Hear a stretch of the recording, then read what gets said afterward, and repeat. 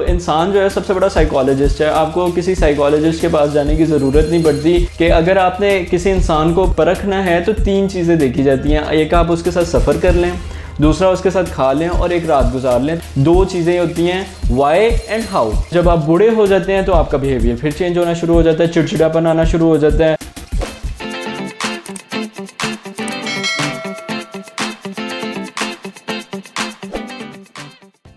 अस्सलाम वालेकुम व्यूवर्स, मैं हूं ज़ुहैब शेख। आज नया टॉपिक मैं फिर से लेके आपकी खिदमत में हाज़िर हुआ हूं। आज ज़रा हम बात करते हैं साइकोलॉजी के ऊपर कि जब हम किसी से मिलते हैं तो उनकी साइकी हमें क्यों मैच करती है, या फिर एक बंदा जब हमें मिलने आता है या बंदी मिलने के लिए आती है तो कौन सी ऐसी चीज़ें होती हैं जो हम गौर करते हैं। तो इसको मैंने 4 चीज़ों में डिवाइड किया। 4 गोल्स ऑफ साइकोलॉजी है। फर्स्ट है टू डिस्क्राइब, सेकेंड है टू एक्सप्लेन, थर्ड है टू प्रेडिक्ट और फोर्थ है टू कंट्रोल। अब जो फर्स्ट है टू डिस्क्राइब, ये है उस बंदे की डिस्क्रिप्शन, या वो लड़की या वो लड़का जो आपसे मिलने आया है या आप उससे मिलने गए हैं तो आप उसके अंदर क्या चीज़ें देख रहे हैं। हर बंदा अपनी पर्सनैलिटी को डिस्क्राइब कर रहा होता है और उसकी डिस्क्रिप्शन क्या होती है कि आप क्या चीज़ें उसमें नोटिस करते हैं। मैं जो बज़ाते ख़ुद नोटिस करता हूँ वो है टू एक्ट, वो कैसे एक्ट कर रहा होता है, how he feels, how he think, how he talk. मैं ये इन चीज़ों को उसमें नोटिस करता हूँ कि वो कैसे बात कर रहा है, कैसे देख रहा है, कैसे वो अपने जो बात कर रहा है उसके कॉल और फेल में तज़ाद है या फिर उसके मुताबिक वो एक्ट कर रहा है। तो हर बंदे की डिस्क्रिप्शन जो होती है वो अपने आप को खुद डिस्क्राइब कर रहा होता है। तो ये फर्स्ट गोल ऑफ साइकोलॉजी है। Second point is to explain. अब जो बंदा मेरे पास आया है या जो बंदी मेरे पास आई है या मैं उसके पास गया हूँ, वो मेरे साथ इन कम्युनिकेशन है या नहीं भी है, तो मैं उसको कैसे परखता हूँ और इसके बारे में टू एक्सप्लेन हम उसकी एक्सप्लेनेशन अपने आप से मांगते हैं। वो एक्सप्लेनेशन कैसे मांगते हैं? 2 चीज़ें होती हैं, वाई एंड हाउ। ठीक है, क्यों और कैसे। अब क्यों और कैसे ये है कि एक बंदा है वो मेरे से बात कर रहा है, बड़े पोलाइट वे में बात कर रहा है। अब मैं ये देख रहा हूँ कि क्या वो बंदा वाकई में ऐसी नेचर रखता है या नहीं रखता।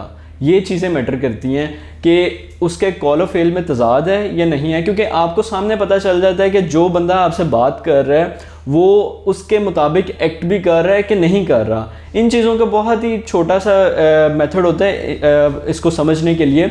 और आप इंसान जो है सबसे बड़ा साइकोलॉजिस्ट है। आपको किसी साइकोलॉजिस्ट के पास जाने की ज़रूरत नहीं पड़ती कि आप अगले बंदे को परख सकें कि आपने इस बंदे के साथ बिज़नेस करना है, इस बंदे से शादी करनी है या इस बंदे से दोस्ती करनी है। तो आप ख़ुद अपनी साइकोलॉजी और अपनी साइकी से उसकी साइकी का लेवल मेंटेन करके आप देखते हैं कि क्या वो मेरी साइकी के मुताबिक उतर रहा है, क्या आपकी बात उसको अपील कर रही है और उसकी बात आपको अपील कर रही है कि नहीं कर रही। तो इसकी एक्सप्लेनेशन आपने अपने आप से लेनी होती है, ख़ुद से लेनी होती है। वो कैसे लेनी है ये मैंने आपको पहले भी बता दिया है, वाई एंड हाउ। आप अपने आप से क्वेश्चन करते हैं कि क्या वो जैसे बात कर रहा है वो आपको अपील कर रहा है, क्या वो जैसे बैठ रहा है, क्या जैसे वो खा रहा है, क्या वो आपको अपील कर रहा है। हमारे पाकिस्तान और पंजाब में ख़ास तौर पे एक मकूला बोला जाता है कि अगर आपने किसी इंसान को परखना है तो 3 चीज़ें देखी जाती हैं। एक आप उसके साथ सफ़र कर लें, दूसरा उसके साथ खा लें और एक रात गुजार लें। तो आपको पता चल जाता है कि वो इंसान क्या आपकी साइकी के ऊपर उतर रहा है, क्या उस इंसान का आपसे दोस्ती और फ्रैंकनेस सही है, क्या वो इंसान आपके साथ आगे ज़िंदगी में चलेगा। तो ये एक्सप्लेनेशन जो है ये आपने अपने आप से लेनी होती है, ख़ुद से लेनी होती है। फिर तीसरी चीज़ जो आती है प्रेडिक्शन।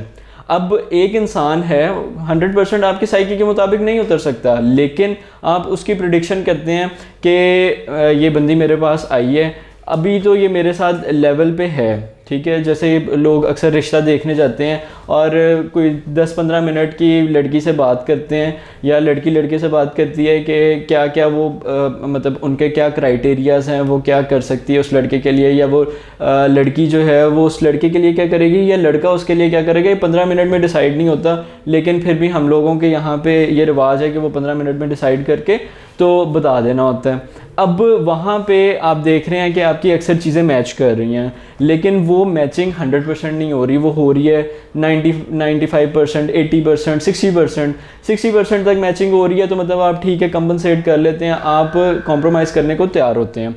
अब इस कॉम्प्रोमाइज़ में क्या हो रहा होता है कि आपने प्रिडिक्ट करना होता है कि इन केस अगर जितना जैसा ये बिहेवियर अभी शो कर रही है या जैसा बिहेवियर अभी शो कर रहा है, इन केस फ्यूचर में अगर ये इस किस्म का बिहेवियर शो करेगी या फिर इससे थोड़ा सा हट जाए, तो ये मैं इसको कैसे हैंडल करूँगा। अगर आपकी प्रिडिक्शन जो है वो राइट है। अब प्रिडिक्शन में क्या होता है कि हम लोग समझते हैं कि दिल कुछ कहता है और दिमाग कुछ कहता है। हालांकि साइकोलॉजी का सिंपल सा रूल है कि दिमाग ही सोचता है, लेकिन दिमाग के दो पार्ट्स होते हैं। एक वो जो आपको 90% हाँ में जवाब दे रहा होता है, और 10% आपका सबकॉन्शियस लेवल होता है जो आपको कह रहा होता है कि यार ये काम नहीं करना।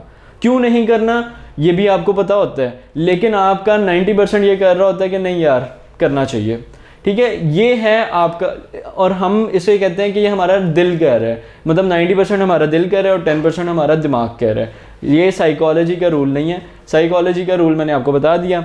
अब प्रिडिक्शन आपने खुद करनी होती है, उसको प्रिडिक्ट करना होता है कि अगर ये जो रिस्पांस मुझे अभी मिल रहा है, ये इन फ्यूचर अगर रिस्पांस ना मिला तो मैंने अपनी शादी या अपना इस रिलेशनशिप को ख़राब नहीं करना। उस रिलेशनशिप को कैसे बचाना है ये आपने प्रेडिक्ट करना होता है और उसके मुताबिक आपने चलना होता है। फिर जो चौथी चीज़ है वो है कंट्रोल या मॉडिफिकेशन।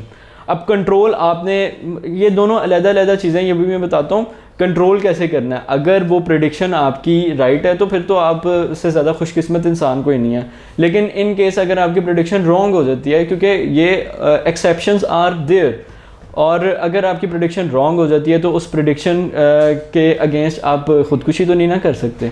आपने अपनी ज़िंदगी गुजारनी है। आपने, अगर आपके बच्चे हैं तो आपने उनके फ्यूचर बनाने हैं। आपने किसी जगह पे कॉम्प्रोमाइज़ करना होता है। हमारे तो पाकिस्तान में बल्कि ये सब कॉन्टिनेंट में बहुत सी ऐसी ख़वातीन भी हैं जो अपने शौहरों से खुश नहीं होती, लेकिन वो उनके साथ ज़िंदगी गुजारती हैं और कॉम्प्रोमाइज़ के तहत वो ज़िंदगी गुजार रही होती हैं। तो अपने बच्चों के लिए या अपने फ्यूचर के लिए वो इन चीज़ों को देख रही होती हैं, कॉम्प्रोमाइज़ कर रही होती हैं। तो अब अगर आपकी प्रेडिक्शन गलत हो गई है तो कंट्रोल आपने कैसे करना है। आपको कंट्रोल करने के लिए कुछ सिंपल से स्टेप्स होते हैं। आप उन चीज़ों को इग्नोर करना शुरू कर देती हैं जो आपने कंट्रोल करना होता है। आप उस चीज़ के ऊपर वर्क करना शुरू कर देती हैं, और जो चीज़ें आपको गुस्सा दिलाती हैं आप उनको कम करना शुरू कर देते हैं, और जिन चीज़ों में आप ज़्यादा काम अच्छा कर सकते हैं आप उनमें ज़्यादा ध्यान लगा लेते हैं। ये कंट्रोल है। और कुछ एक और पॉइंट मैं इसमें ऐड कर दूं, मॉडिफिकेशन। बिहेवियर की आप मॉडिफिकेशन करते हैं। अब वो मॉडिफिकेशन कैसे हो रही होती है कि आपको पता है अभी ये बिहेवियर है। अब हर इंसान का जो है ना एज ग्रुप और उसका बिहेवियर मैटर कर रहा है। जो छोटा बच्चा होता है वो ज़रा हंसमुख होता है, उसमें भी कुछ बिहेवियर्स आ जाते हैं। कुछ हंसमुख होते हैं, कुछ चिड़चिड़े से होते हैं, कुछ किसी के पास नहीं जाते। इसी तरह जब आप बड़े होते हैं तो आप इंट्रोवर्ट या एक्सट्रोवर्ट बन जाते हैं, और फिर शादी हो जाती है तो फिर आपको अपने शौहर के इर्द गिर्द रहना ही होता है। और जब आप बूढ़े हो जाते हैं तो आपका बिहेवियर फिर चेंज होना शुरू हो जाता है, चिड़चिड़ापन आना शुरू हो जाता है। ठीक है, आपको कोई अच्छा नहीं लगता, सिर्फ आपको बच्चों की गैदरिंग अच्छी लग रही होती है।